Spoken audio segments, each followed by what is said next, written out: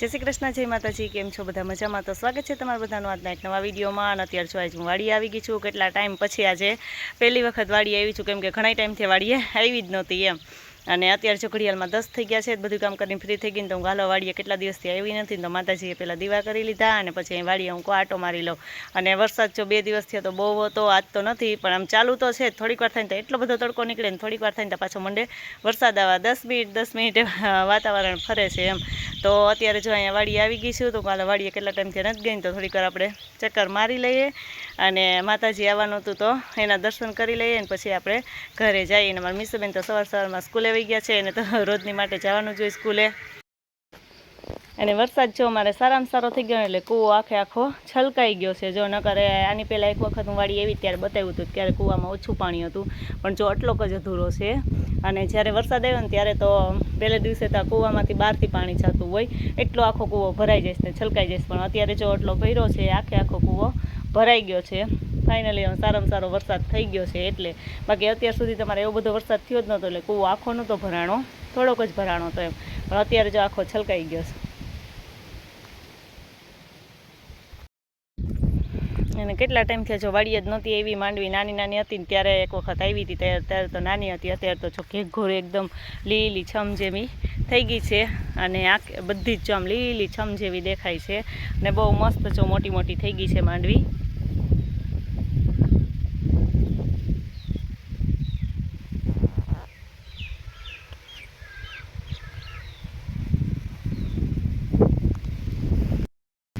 અને જો મેં હમણાં કીધું હતું એમ કે થોડીક વાર થાય ને તો એટલો બધો હમણાં એવી તડકી નીકળી હતી ને એટલી વારમાં જો વરસાદ આવવા માંડ્યો છે, એવો અંધારે ને તો વરસાદ પડવા માંડે છે, અને પાછો થોડીક વાર થાય ને તો તડકી નીકળી જાય છે। તો જો અહીંયા રીંગણીમાં હું કોઈ રીંગણા હોય ને તો ઉતારતી જાઉં, તો આપણે સાંજે રીંગણાનું શાક થઈ જાય એમ, પણ બહુ રીંગણા તો નથી, એક મળ્યું, એક રીંગણું મળ્યું જો, બાકી તો આમાં બધે ફૂલ છે વધારે, એટલે હવે રીંગણા આવશે એમ। તો અત્યારે ઘડિયાળમાં 5 થઈ ગયા છે અને મારા મીસુબેન સ્કૂલેથી આવી ગયા છે। કા મીસુબેન? અને આજે અમારે બનાવવા છે ભજીયા। જો કે ભજીયા તો અમે ઘણી વખત બનાવીએ છીએ, પણ હમણાં તો કેટલા ટાઈમથી કંઈ ભજીયા બનાવ્યા નથી, તો અત્યારે જો મેં 3 બટેટા લઈ લીધા છે અને આજે તે છે ને ટીકડી ભજીયા બનાવવા છે બટેટાના એમ। જો કે બધા બનાવતા તો હોય તો ડુંગળીના હોય ટીકડી ભજીયા, તો અમે આજે છે ને બટેટાના બનાવવાના છે મીસુબેન માટે સ્પેશિયલ। કા અને જો એ 3 બટેટા લઈ લીધા છે, તો હું બટેટાને પહેલા હું ખમણી નાખું અને પછી આપણે એના ભજીયા બનાવશું એમ। સાથે સાથે મેથીના ગોટા તો બનાવશું જ, કેમ કે ગોટા તો અમારે હોય જ બનાવવાના, પણ આ તો સ્પેશિયલ મીસુબેન માટે। કા અને ખાવાના ઘરમાં એક જ માણસ છે, બીજું કોઈ છે નહીં। જય શ્રી કૃષ્ણ, જય માતાજી। કેમ છો બધા? મજામાં? સ્વાગત છે તમારા નવા વિડીયોમાં। તમારા મમ્મી મારા ટીકડીના ભજીયા બનાવે છે। કા એટલે જો આલો બટેટા ફટાફટ ખમણી નાખીએ અને પછી આપણે ભજીયા બનાવવાને। જો હજી તો વાર છે, ઘડિયાળમાં 5 જ થયા છે એમ, તો હજી ચટણી બનાવી તો બાકી છે। ચટણી તો માં દહીંની જ બનાવવાની હોય, તો હું આ બટેટા છે ને ખમણી થોડીક વાર એને આપણે રાખી દઈએ પાણીમાં પલાળીને, એટલે કાળા ન પડે, અને પછી આપણે ચટણી બનાવી નાખીએ અને પછી ગરમા ગરમ ભજીયા બનાવી નાખીએ। જો વરસાદ આજે તો રહી ગયો છે, 2 દિવસથી તો બહુ વરસાદ હતો, પણ વરસાદના માહોલમાં ભજીયા ખાવાની બહુ મજા આવે। કા મીસુબેન?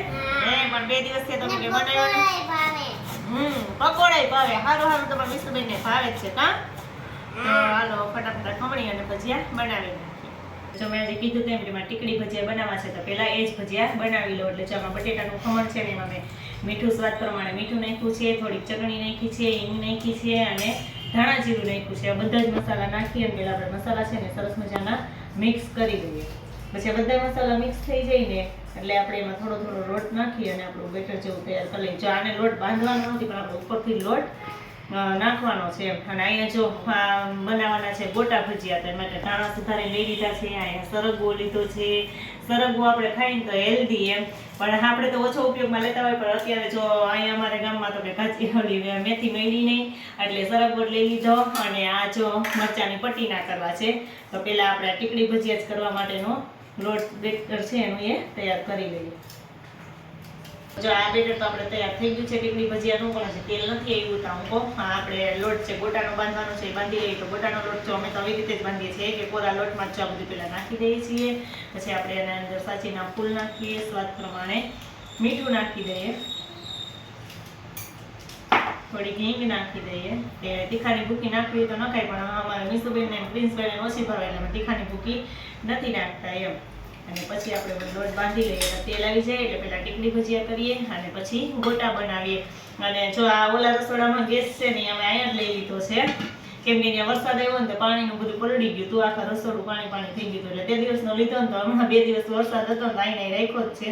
હવે વરસાદ લઈ જાય ને તો પાછો ઓલા રસોડામાં લઈ લેવો એટલે જો મારા ભજીયા બેઠા બેઠા જ બનાવી નાખવું એમ. તો આપણો જો ગોટાનો લોટ પણ સરસ મજાનો તૈયાર થઈ ગયો છે અને હવે તેલ ગરમ થઈ જાય એટલે આપણે ઓલા ભજીયા પહેલાં બનાવી નાખીએ.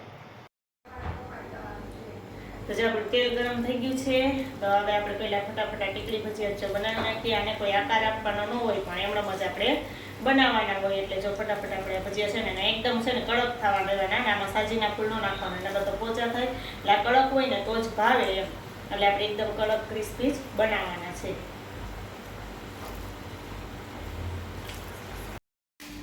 તો જો આપણા છે ને આ ટીકી ભજીયા બનીને તૈયાર થઈ ગયા છે. અને બટાકાના ડુંગળીના તો બધાય બનાવે, અમે આજ વખતે બટાકાના બનાવ્યા છે. અને આપણે આ રીતે દહીંની ચટણી લઈ લીધી છે. દહીંની ચટણી તો અમારી સ્પેશિયલ મસ્ત બને જ છે અને બહુ મસ્ત જો એકદમ ક્રિસ્પી ભજીયા બની ગયા છે. આલુ પકોડી તો હાલો ગરમા ગરમ ભજીયા ખાઈ લઈએ અને હું બીજા ગોટાએ મૂકવા માંડું એટલે બધાને બેસાડી દઈએ. પછી મારો વારો તો છેલ્લે આવશે ભજીયા ખાવામાં. તો હાલો પેલા આપણે આ મીસુબેનને ચખાડી દઈએ કે કેવા બન્યા છે. મારા મીસુબેનને એટલે જ ખબર પડે ને કે કેવા ભજીયા બને છે, એમ કે વસ્તુ કેવી બધી બને છે ખાવાની.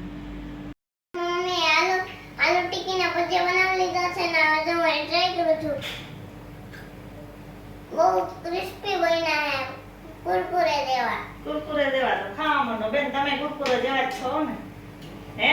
હા હા તો ખાવા માંડો. હાલો તમારા મીસુબેન છે ને ચાલુ કરી દીધું છે. હા ટીકી ભજીયા બની ગયા છે અમારા અને મરચાં અને પટ્ટીના બની ગયા છે. જો હવે ગોટા ભજીયા બનાવ્યા છે. ગોટા જે સરસ મજાના હવે તળાવવા માંડ્યા છે અને બધાને જો જમવા બેસાડી દીધા છે. અને મેં કીધું એમ કે મારે એકને છેલ્લે જ રહેવાનું જ છે. મીસુબેનને તકલી વારમાં જો એક જ ભજીયા ખાઈ લીધા ને તો એને તો ખવાય હોતે ને ગયું એમ.